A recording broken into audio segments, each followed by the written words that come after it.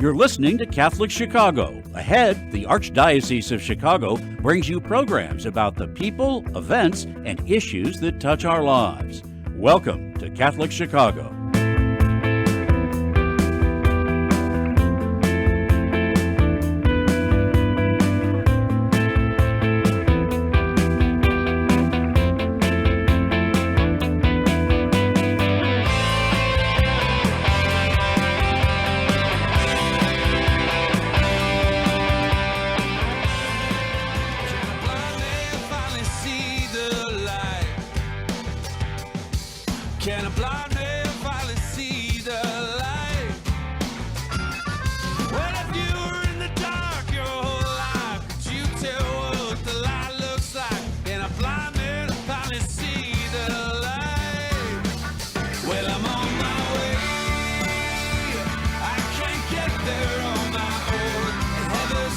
Welcome to On the Way. This is Beth White, your co-host this morning with Jenn Delvaux. Hi, Jenn. Hi, good morning. Hi, good morning. So today we're going to, with great sadness, we're going to be saying goodbye to our co-host, Jenn Delvaux. Her last day with us is on Friday, and it's been a great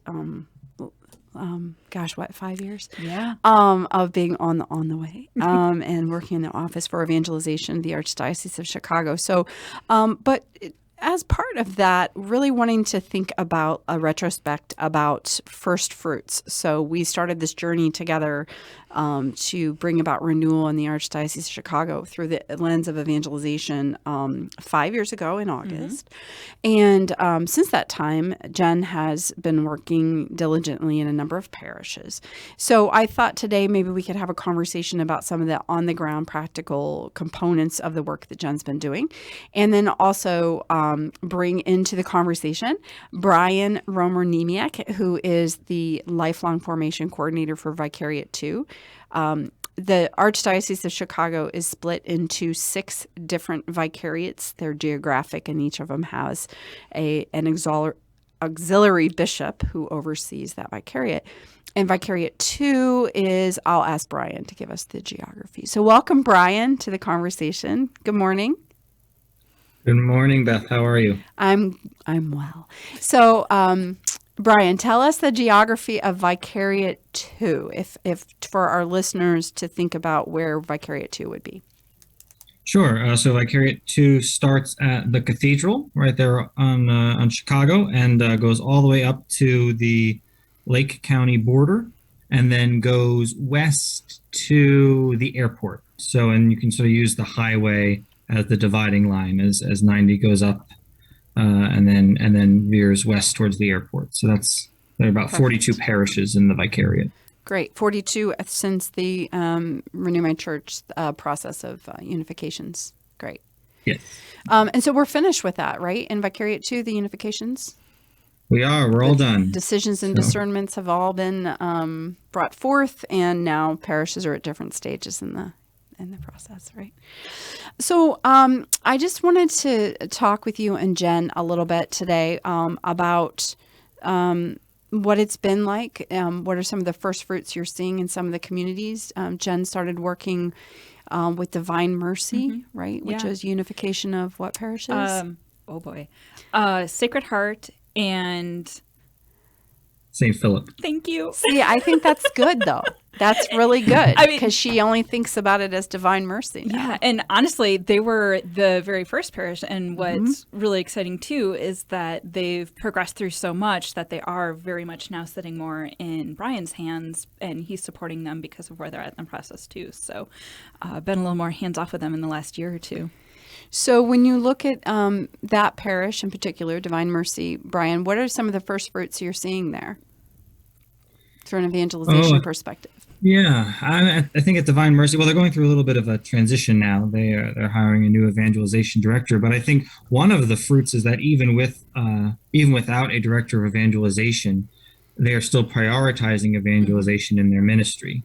And I don't think that's something we certainly would have seen 5 years ago. And so it's really great to see that culture has really started to infuse itself throughout the leadership of the parish. And so just as a disclaimer or transparency, I don't know what the word is, but we hired Sue Lahaki as from Divine Mercy. So she's now working for the Office for Evangelization. So we kind of poached her from Divine Mercy. So, so could you concretely tell us what? So obviously they started with Alpha. They put in place an evangelization lead, Sue, a team. They're going to be replacing the evangelization lead. They put in place their what we call the charismatic entry point, which is Alpha. They've had multiple seasons of that. Tell us a little bit more about what they've been doing in the next steps. In the next steps, they're trying to respond to where their parishioners are coming out of that sort of soft entry point experience, and so they've been really strong at not trying to create more programs and just sort of feed people into more programs, but trying to just listen to where people are at, listen to where the Holy Spirit is working, and then sort of point them in the right directions, whether that's taking on a course at the Faith Hub or allowing a group of women to start a rosary experience, an adoration experience, whatever that may be, but giving them the space and the support and walking with them as they explore, where's the Holy Spirit leading them in this crazy faith journey of theirs. So I think they've been really good at that, and not trying to over program this journey for people. And how is that a culture shift? Oh, well, we're really good at programs, right? In the Arch, right? So, or in the Catholic Church in general, right? And it's sort of like a math puzzle, right? If you take Alpha plus Bishop Barron plus Evangelical Catholic, that equals a missionary disciple, and then they can just, then we're done, and so life is good. He's being sarcastic. Way, He's right? being sarcastic. Yes. Yeah, I'm being sarcastic. Sorry. Yeah. You people. Yeah. Anyway, but yes, that's not how it works. And so.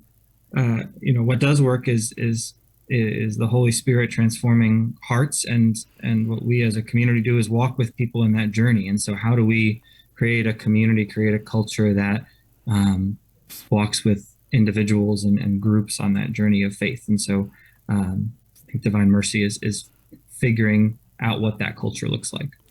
And Jenn, you were with them since day one. And so from your perspective, what have you seen change in these 5 years? One of the big things, and I think it's linked to what Brian was saying, was that it's coming from people, but also what people are asking for shifts. That the people were asking for programs previously. What's the latest thing from Word on Fire? What's the latest Bible study? Kind of the prepackaged, here's a 6-week thing and we're done. Versus what started to develop was, for instance, coming out of, they particularly targeted a daytime Alpha to be able to reach folks that were dropping off kids and then at school and then able to join. And out of that grew a group of women who just deeply enjoyed and found meaning in that community that was building. And so instead of necessarily saying, we want this big, complicated program, they actually started doing almost the exact same thing as our fellowship groups. And so, we'll be trying to connect one or two of those women with our training in the fall for that. But this idea of it's not necessarily about the content, but how you're gathering. And the idea was that they would gather, they would have some time in prayer, but it would also be very strong in community and conversation and sharing, in their case, kind of like a brunch thing after drop off. And then, this just short little content, but that they could talk about walking through life together and being younger moms of faith and all those complexities. And so the understanding of what they were seeking started to shift, and that there were different questions being asked, I think, as part of it too. And even as looking at some of the bigger picture things like hospitality and so forth, that it's not what is the best welcome packet, but how are we helping people to do things differently, and the ushers and so forth asking those questions themselves versus what's the packet, what's the checklist kind of question. So that for me, and particularly in that community, because there's so many people who come out of the business world, who come out of country club life and so forth, that they're very much looking for kind of those packages of things, but they were so much more creative and relational in the questions. And that's a culture shift that we are starting to see in some of our communities. And then on the heels of Divine Mercy, you guys, Jenn in particular, started working with the Lincoln Park parishes. So I recall going into those communities with you, and the Renew My Church decision discernment process left folks less than happy with each other. We're not going to go into the complications of why, but that it was not the best process for them. And so it's really interesting to me to see where they are today, because they were not wanting to work together when we went into each of those meetings. I think you and I were kind of surprised by that. And I recently was at an event, and all of them were together, the evangelization leads, and they were like teasing each other and joking. And so tell us a little bit about what's been going on in that community. You know, those parishes are all within, stone's throw of one another. I always joke that you could park at, St. Josephat and on a hot August day, walk to all of them without breaking a sweat in 30 minutes. But that ultimately they're incredibly distinct personalities at each one. That while the demographics overall might be very, very similar in some regards, they attract different spiritualities. You've got two different religious orders involved. And so what I think there was perhaps even an unspoken fear that we were going to try to homogenize everything. Yes. And that over time they could see how they could really lean into those strengths of their own individual cares and their own staff and volunteer base, but that also they could lean on one another to where those gaps were. And I think that became abundantly clear when they all hit the pandemic, because we had, one lead that was very technologically, savvy and could handle all of how to do, a Zoom Alpha and how to do X, Y, and Z online, but that was another person could lift up kind of how to do the pastoral response to the grief and the suffering that was going on.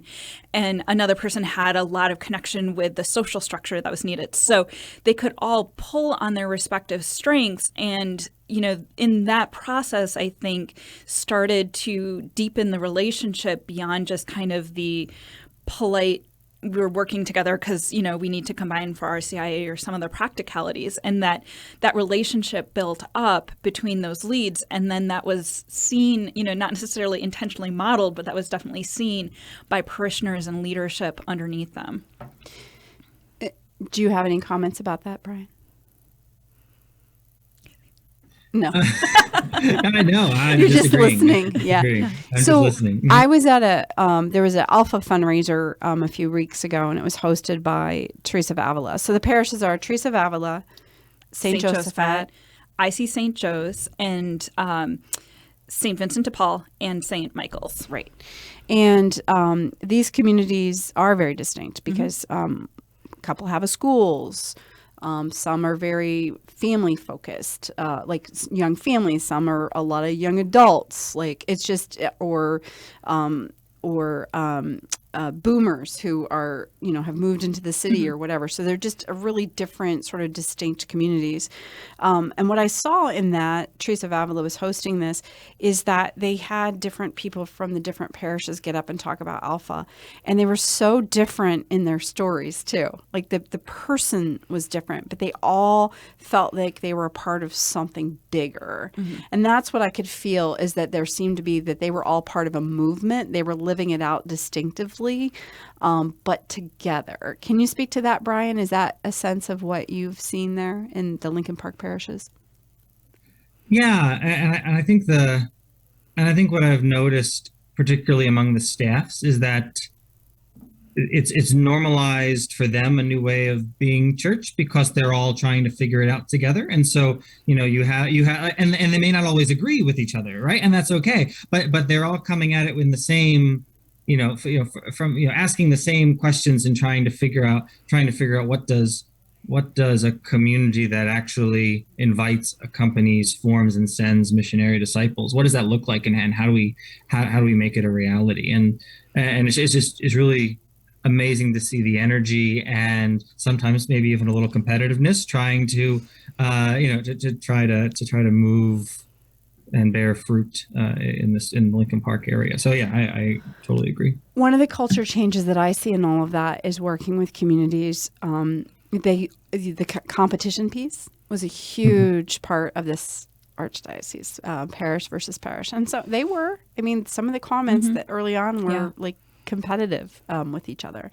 And I'm not saying that completely goes away, but what we are seeing is this really different sort of thinking process. So when we get back from our break, we'll continue this conversation just to think about the ways in which the culture is changing in these first fruit communities.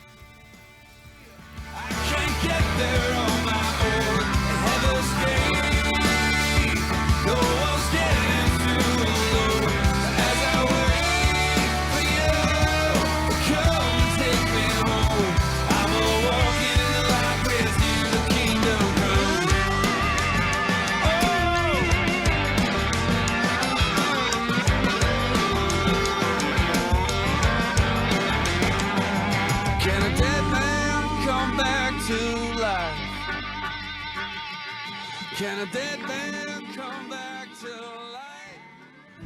Catholic Charities is establishing a forum for dialogue and debate about complex issues in our world, involving social values, faith, social justice, and the mission of charity.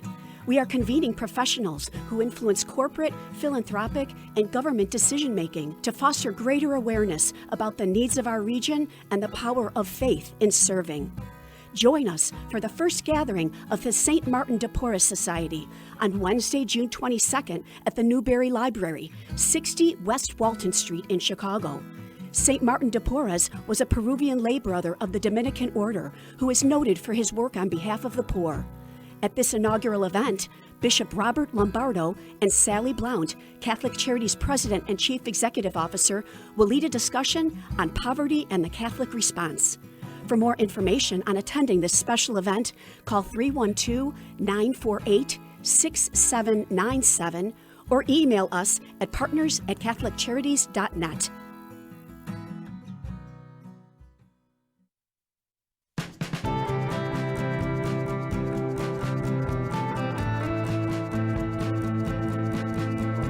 This is year 44 for me teaching. When I started here, there were teachers here that had taught me when I was a student. Now I'm the old person.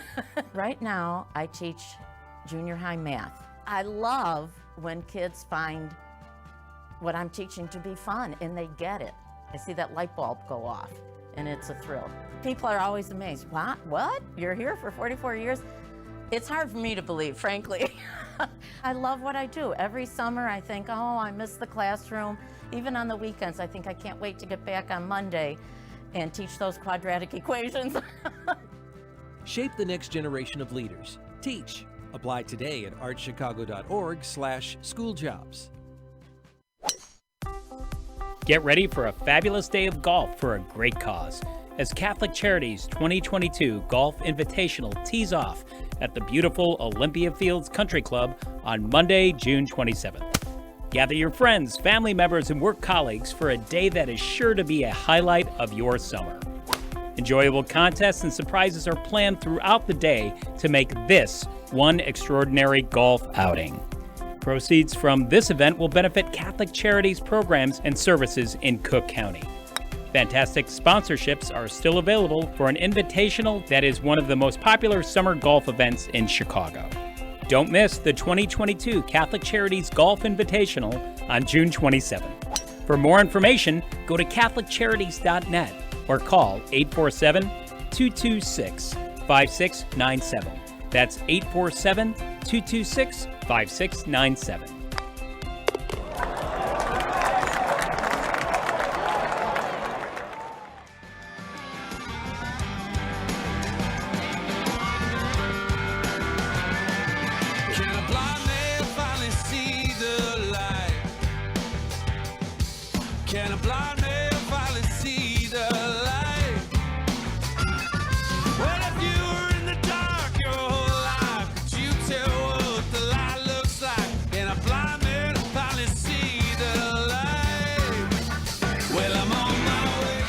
Hi, welcome back to On the Way. This is Beth White, your co-host this morning with Jenn Delvaux. Hello. Hello, Jen. So we are having a conversation about first fruits of evangelization.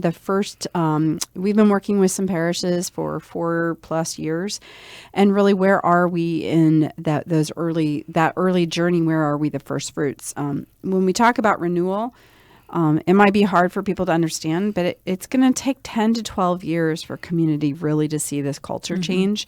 But if we can celebrate those early fruits, it can actually keep us going, right? Oh, yeah. Well, I mean, that's one of the things that right away from day one we start talking about with evangelization teams is that your culture, part of what you can do to identify what your actual culture is, what does the parish celebrate? And so I think as we see parishes also trying to embrace and shift the things that they celebrate, that is also a really good indicator of their movement in this process.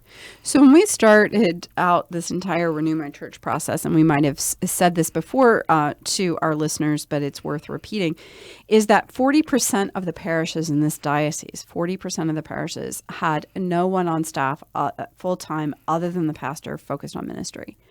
So, and if they did have someone, it was usually a DRE or a coordinator of religious education or a director of religious education.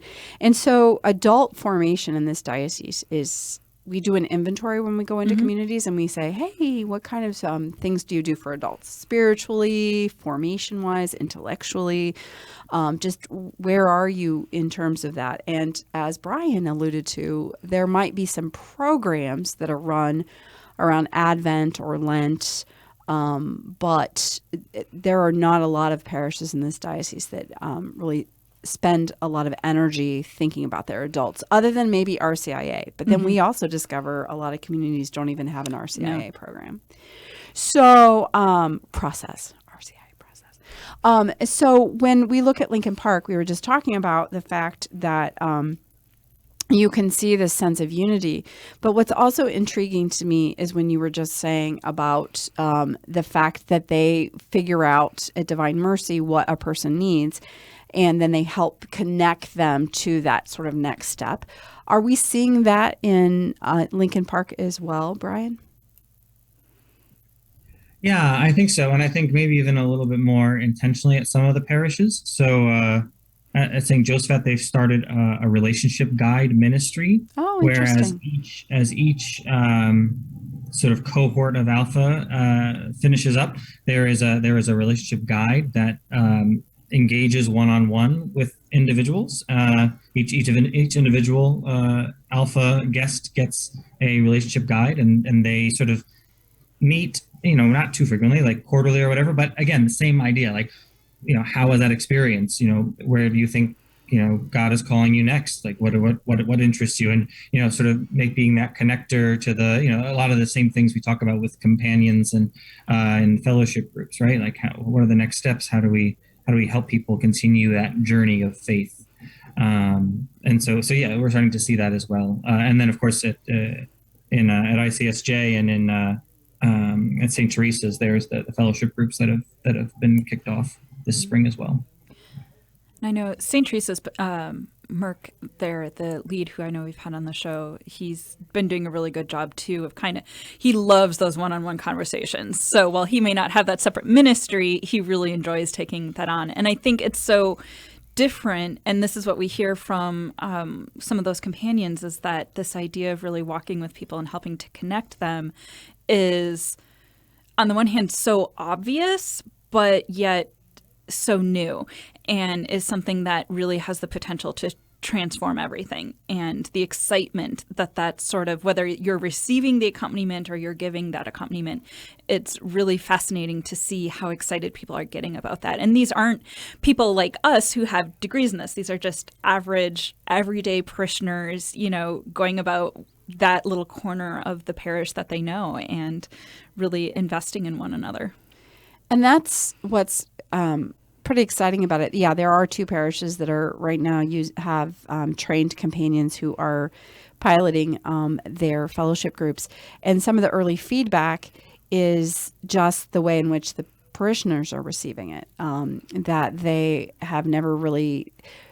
Part of what we realized, that one of the sweet spots of Alpha is that so many of our adults don't have a space in their life where they just can talk about faith. They might talk about being Catholic, but they don't talk about,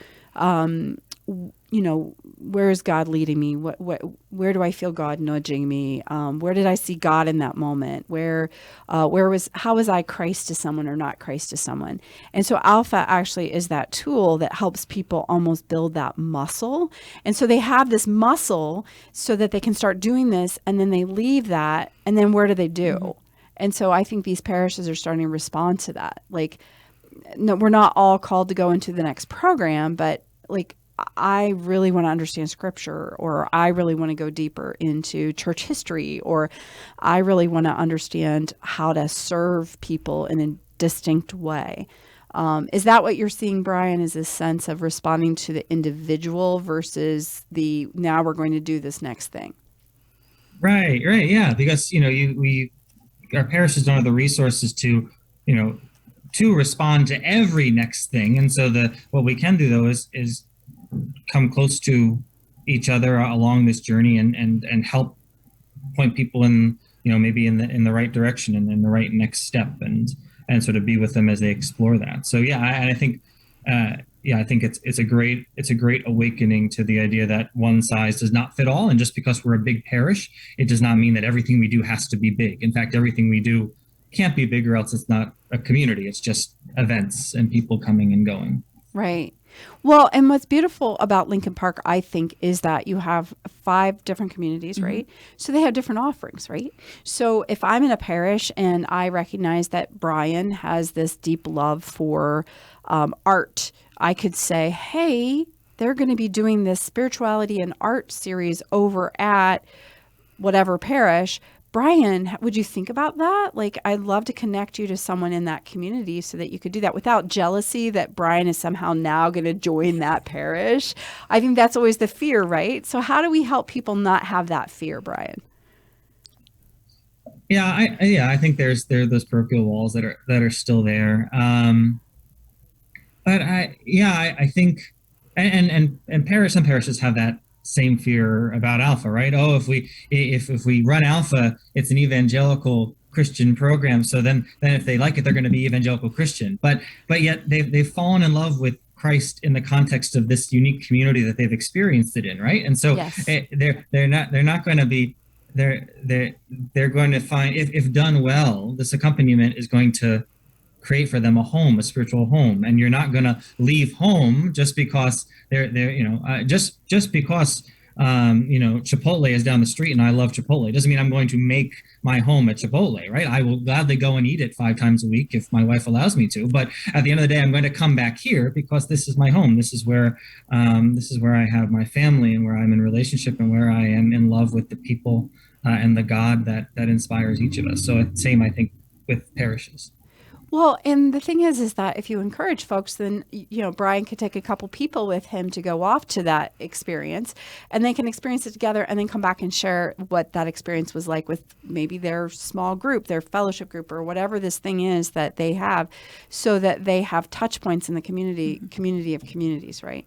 So it's a bit messy because it's not a curriculum based. And how is that a shift for folks, Brian? This sense that it's not curriculum, like next steps. Right. Well, one, it's a huge shift, right? Because it's so contrary to the one thing we thought we've done really well, right? Which is religious education. We can teach the whole catechism. We can, we have spiral curriculums, and we have all these things that really, comprehensively convey the tradition of our church to people. But I think what we've discovered in this whole process is that there's no amount of information that can convert someone's heart. There's only a person that can do that, the person of Jesus Christ. Mm-hmm. And I have to say, looking at the people who are coming to these alphas in Lincoln Park, there are a lot of young adults, and a lot of those young adults are resonating with this idea that, they're not trying to jam information down my throat. They actually want to walk with me as I explore what faith means to me. I've never thought about having a relationship with a guy who rose from the dead 2,000 years ago. Like, what could that possibly be like? And so the messiness or the unscriptedness of it is actually really appealing, because I think people are starting to come and find that there is no agenda. There is no, you have to believe X, Y, and Z for you to belong to the club. We really just want to walk with you for as long as you want to walk this journey. And that's just, there's such freedom in that, I think, that Jenn, tell our listeners a little bit about the difference between fitting in and belonging.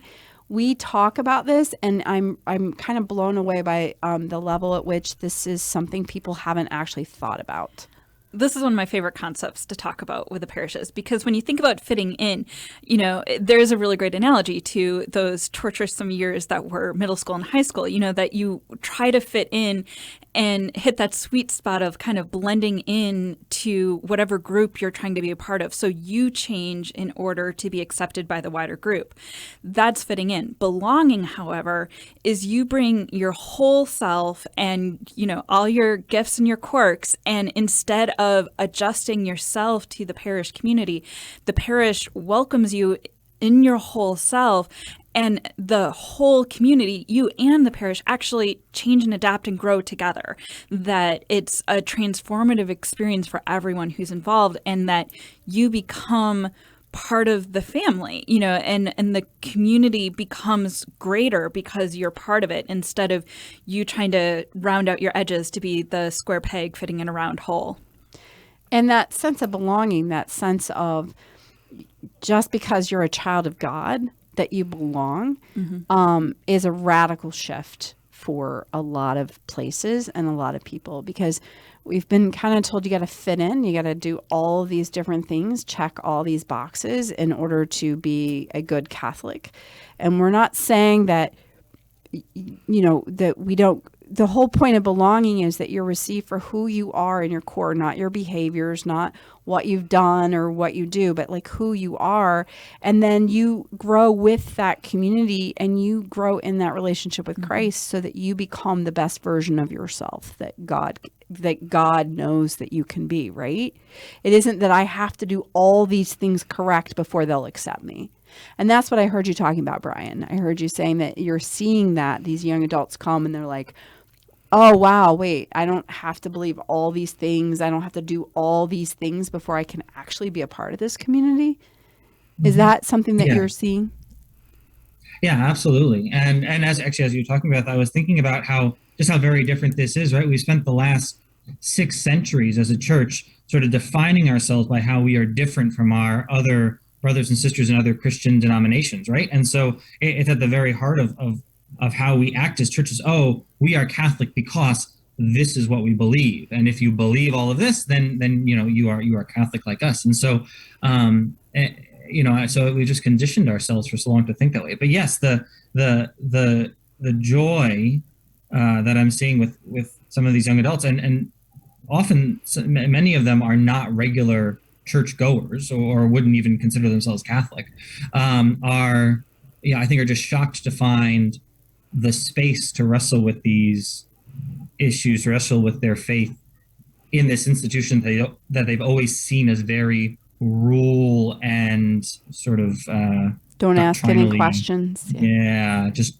do, and yeah, you'll be great. So yeah, it's really cool. Yeah, we ready for another break? Excellent. So I'm sorry, I was looking over at the producer. We're just chatting along. So we'll be back to continue our conversation after the break.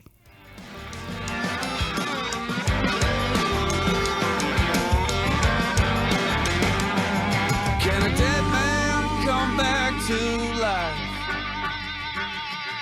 Can a dead man come back to life? For this I know I'm only alive because I'm a man that calls Jesus Christ. I'm a dead man walking, come back to life. Well, I'm on my way.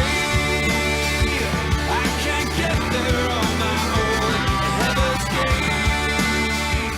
Those getting At Catholic Charities, we want to remind you that we are here for anyone who is a victim of domestic violence or anyone who has a concern about someone they think may be a victim. Domestic violence affects millions of people each year, both women and men, of every race, religion, culture, and economic status. It includes physical, psychological, and emotional abuse, inflicted in both subtle and overt ways. The impact on children can be devastating. If you or someone you know are victims of domestic violence and you are looking for a place for healing and recovery, call us at 773-935-3434 in Cook County and 224-430-4977 in Lake County. A safer, happier tomorrow can begin today.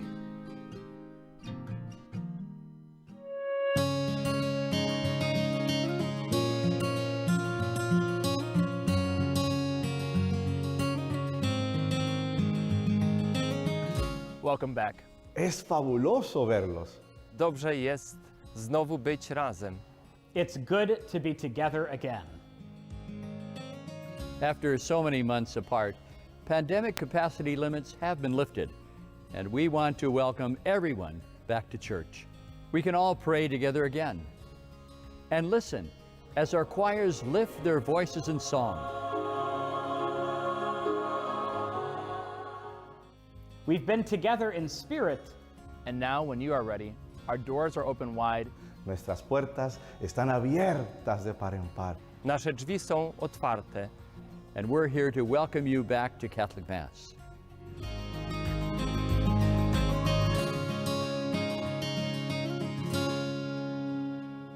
The cemetery ministry is a core ministry of our Catholic faith tied to the corporal works of mercy. It's comforting to know that our Catholic cemeteries are caring for the remains of our loved ones awaiting the resurrection. There are 44 Archdiocese of Chicago Catholic cemeteries willing to help you in your time of loss. Call 708-449-6100 or visit CatholicCemeteriesChicago.org. Catholic Cemeteries, serving the Catholic community since 1837. You're listening to Catholic Chicago. Ahead, the Archdiocese of Chicago brings you programs about the people, events, and issues that touch our lives. Thanks for letting us be part of your morning. Now again, Catholic Chicago.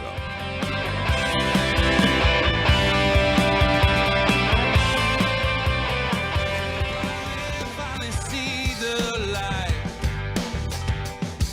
Can a blind man finally see the light?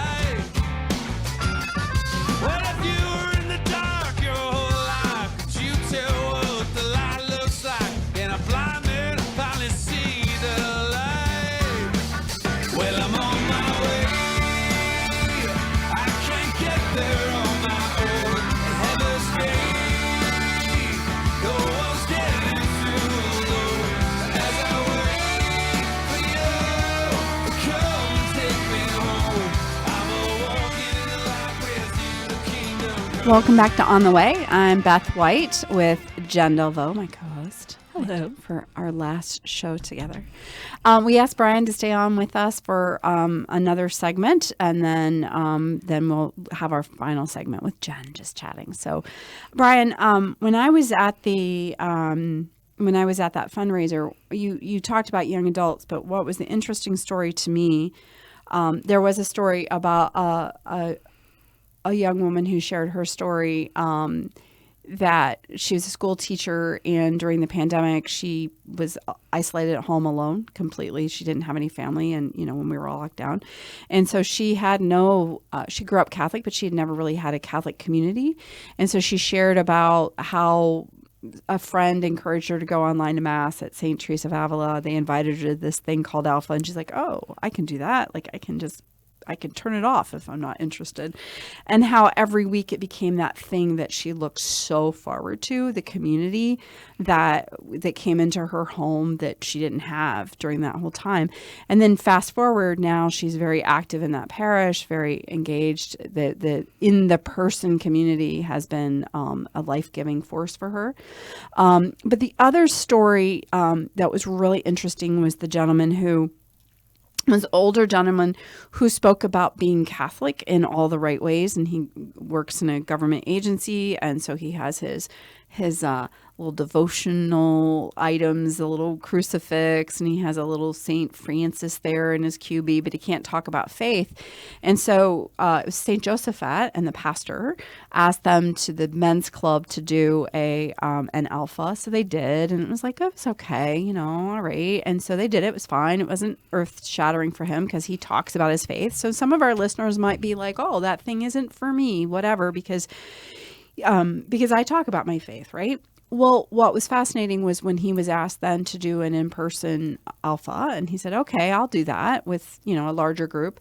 They had the day away, and he was asked, he had to pray for someone, and he was really nervous about praying for someone. And that type of prayer, for those of you who don't know, is that you listen to the person's needs and then you like put voice to those prayers. So it isn't like a memorized prayer. You actually have to listen to what their needs are and then listen to the Spirit to actually guide your prayer. So he was terrified, he said. And he didn't know what to do. And he had been trained, but, you know, he was really nervous. So this young woman shares her concerns or needs or whatever. And then he literally felt the Holy Spirit work through him. He said the words came and they were effective for her and for him. And he felt the Spirit, and he said, I'm getting goosebumps just saying this right now because I've never felt something like that before. And it changed the way that he thought about his faith. There was this, he got involved in all kinds of things now in the parish community in a really deeper level. And those are the things too. It wasn't him getting something out of it from the experience of the small group, but he got something out of it from was ministering to someone else. And that's the beauty of this, because it's not Brian, Jenn, and Beth going into parishes doing this. It's us lifting people up in the community and saying, you can do this. If you let the Holy Spirit work through you. And so he was this like government employee guy sharing this. And it was like, I started crying because it's not some big life-changing story, but it is. It is a life-changing story. And that's some of the first fruits. That's the stuff that I get excited about. Do you have those kinds of things too, Brian? I'm sorry, I just like told this whole story. Yeah, you did great. No, and yeah, as you were talking, like, and I think that piece is why the charisma is not just, you know, oh, this is the entry stuff. And once you pass the entry level stuff about faith, then you move on to the really fancy, you know, really fancy teachings of the Catholic Church, right? The charisma is supposed to be encountered again and again because the person of Jesus Christ is encountered again and again in our life as we journey with Christ, you know, through our lives and in this world. And so, and as Catholics, we're really bad on having that relationship in the first place, and then, heaven forbid, naming that relationship out loud, and then even worse, you know, praying for someone else in response to hearing their needs and their concerns and their struggles with their faith life and their worldly life. And so I think some of the most beautiful stories that I've seen in this ministry have been, you know, long-term parishioners, lifelong Catholics who have said, you know, I've been to Mass every Sunday since I can remember, but I've never actually talked to Jesus before I went to Alpha, or I've never actually talked to Jesus before, you know, this retreat, or whatever it is that, you know, just because people are showing up day in and day out, just because they may be involved, just because they may be a minister, you know, on Sundays as a lecturer or whatever, doesn't necessarily mean that they have experienced that deep love and deep relationship of Christ that Christ wants for each of us. And so it's quite amazing to see that happen in real time. And I think that's the piece, is that we have started shifting our focus about what we want from people to what we want for people, right? We don't want, so much in our culture is like, what are your numbers? How many people showed up to that event? Whatever. So, but it's about quality, not quantity here. It's about how are we helping people encounter this relationship? And so accompaniment, that ministry that you talked about, that relationship guide ministry, that's heavy lifting. To have those kind of conversations instead of just having everybody, let's just have breakfast together and let's like watch a video, and that's beautiful. But those kinds of intentional accompaniment takes a lot of time, doesn't it? Yeah, it takes a lot of time, and And it highlights the need for another culture shift that we talk a lot about, of this culture of inviting and forming leaders, right? We that take time to walk with people and help them feel comfortable in a leadership role, and help them feel comfortable walking with others in this journey, right? And so that's why Alpha is such a really good tool. It's a good first step of, here's a video. You don't need to know any of the answers. You're just facilitating a conversation, and you're letting the Holy Spirit do, most, if not all, of the heavy lifting. And so, what are the opportunities that we can get people's feet in the water of leadership in our communities, and then how do we continue to support them and walk with them and help them to assume more and more responsibility and ownership, so that they can do that heavy lifting, like walking with individuals in their journey of faith. So, yeah. Jenn, what are some of the first fruits that you see in the parishes you've worked with? So you've worked with Divine Mercy, the Lincoln Park parishes. You've also worked with Talcott, IC Talcott, and all the Immaculate Conceptions out there. No, and several in other vicariates besides Brian's. But this leadership conversations make me think about a couple parishes that I've been working with at the very early stages to lift up an evangelization team, and almost to a parish, I hear either the lead, a staff person, or the pastor say, "We don't have leaders, we don't have anybody, we don't have disciples," all those different variations that we hear. And yet, once this starts to get going, and once they start to enter into the process and to learn a little bit more about what you're inviting people into in that first leadership ask, and in this idea of, do you want to help us build something new, that it might be you don't have people who want to sit on another committee, but there's people who are the natural accompaniers, but they're not going to be leading a Bible study or sitting on your pastoral council. These are completely different individuals in a lot of cases, and sometimes completely unnoticed by, the normal leadership and the staff and the pastor, because they might just be a volunteer bringing, a dessert to the RCIA group or something. So what's fascinating then is, as people start to learn what this is and what they're actually going to be doing, they go, "Oh, this is actually something I want to do. This sounds like me." And, I've got this one parish, sorry, Brian, different vicariate, but that started the ask and was hoping to get 8 people. And she's got over 40 people who've volunteered thus far for this.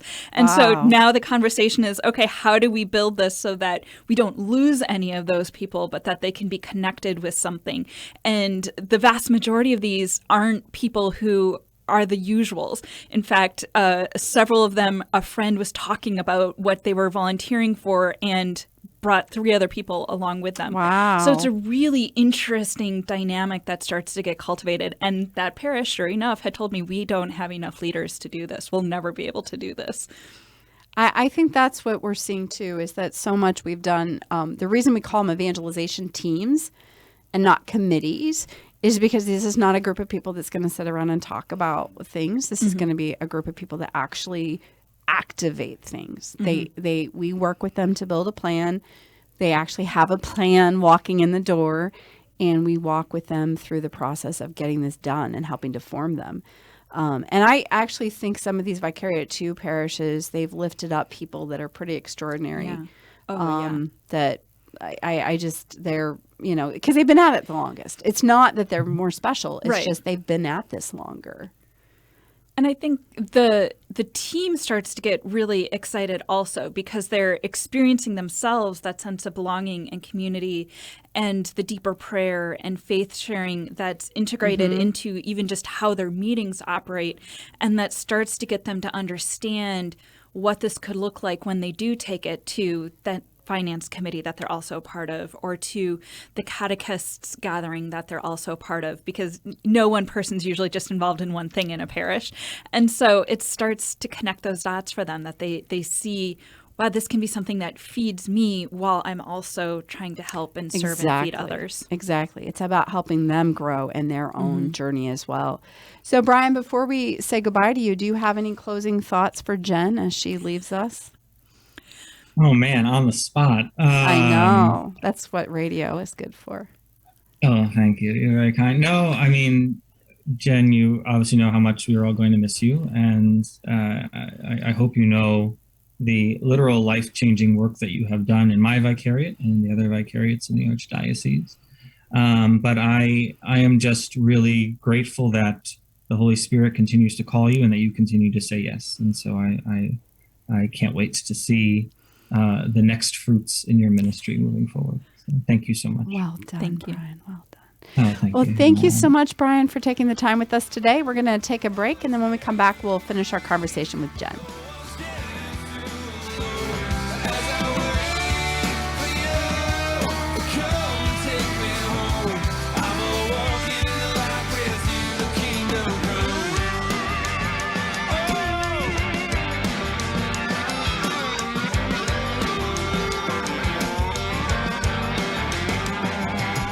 Catholic Charities offers a wide variety of volunteer opportunities to those who want to share their time and help us serve people in need.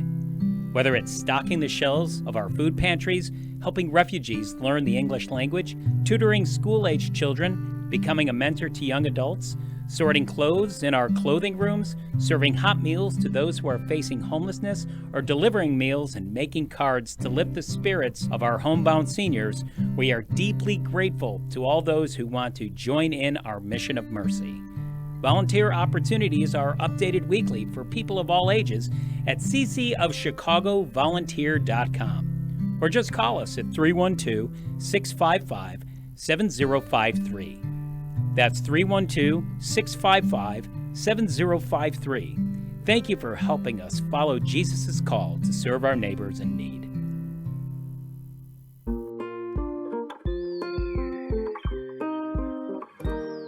I feel special. I feel great. I got good grades. We've seen a huge surge in our kids now meeting or exceeding grade level. Come check us out. You may have never thought we were an option before.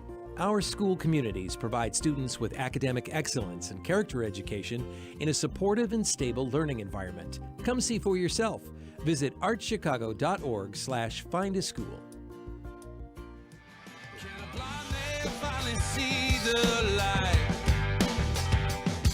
Can a blind man finally see the light? Welcome back to On the Way. This is Beth White, your co-host with Jenn Delvaux. So we are going to close out this last segment, short segment, just chatting with Jenn a little bit. And so grateful for Brian just talking about these first fruits. And one of the reasons I wanted to have this conversation is I think that we constantly get focused on what we haven't done. And I think transitions are great moments to sit back and think about what we have done. So when you look back on this work of evangelization, what are the things that you really are the most proud of? What do you think that your legacy, what you leave behind, as it were? Wow. She's not been prepped with any of the questions. I haven't. I do think a lot of it is the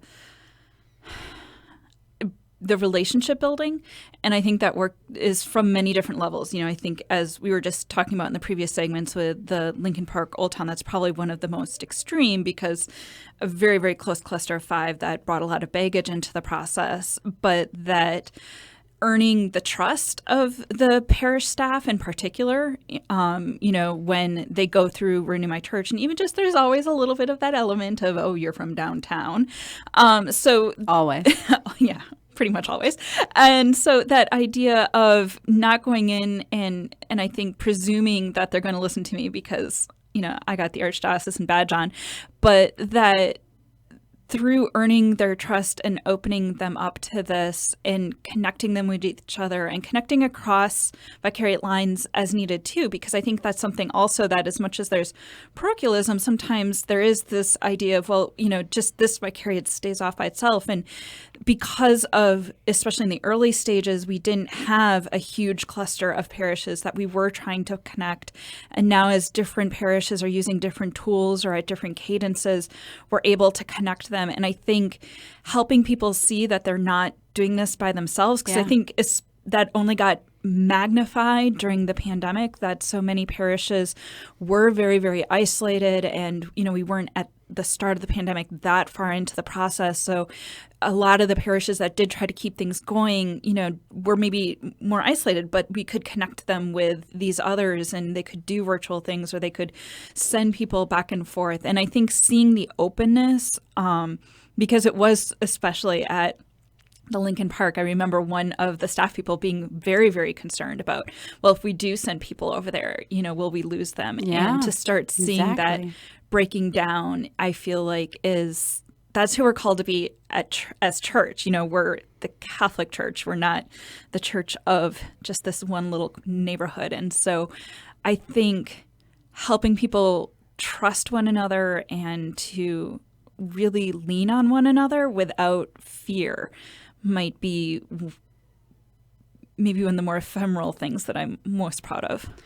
And I use that example of that fundraiser I was at because it was just recently, and I was sort of blown away because I'm not down there all the time. That isn't, Jenn has worked with these parishes pretty much, since day one. And I was in there in those first meetings, but I leave it to Jenn to do her job, right? So I went to this event, and I love the fact that all the parishioners were talking to each other, that there was this, we're in this together, but distinctly. And I think that's where our culture is today, that young adults and Generation Z, and millennials, they don't care about boundaries. They don't care about what street you live on. They don't care about what parish you quote unquote belong to. What they care about is being a part of a community. And so I think they in real time figured that out. So they, after the pandemic, some of the parishes did online, right? And so they led the online effort while others did the in-person, and it didn't matter where you celebrated Mass on Sunday, but you could go to any of them, right? And that was what was kind of, and they were able to pool their resources. They were able to do so much more with limited resources that way. Right. And the creativity, and I think one of the things that was most exciting is, there was an issue and one of the leads really found themselves in a very difficult situation. And the rest of all of the leads in that grouping had experienced that same problem, and the way they rallied together to support, especially because this was somebody fairly new, is so exciting to see that they really incorporated the next person into the fold without even half a thought. And that's ultimately, I think, a sign of the greatest success, that it wasn't dependent on me doing these things, but that it just was the way they naturally felt that they should be moving. And that gives me hope that it's really taken root. Well, and I think that's it. It was a new evangelization lead comes in and some trouble happens, and the other evangelization leads from the surrounding communities and beyond, other vicariates as well. I told them, you belong to us and we have your back and we're going to support you. And I was like, wow, there was no competition. And we've really, just to take a step back, when we started, there weren't evangelization leads. And that, there were some people that had that role, but it's very defined very differently than the way that we've lifted these folks up. And now we have all these leaders across the diocese who've been accompanied, trained by us, the evangelization teams that have been trained by us. We've had over 300 people go through our online training, not to mention all the people that were trained before the online training. So I'd say we have like 500 leaders in the diocese at this point that have gone through evangelization team training, with so many more to come. It is just so exciting to see that network at play and really transcend the boundaries. So I think that wraps our show. So Jenn, thank you so much for all these years of being my co-host, sitting here with me and filling in when I haven't been able to be here. And thank you. Thank you. God bless, and all the goodness that comes your way.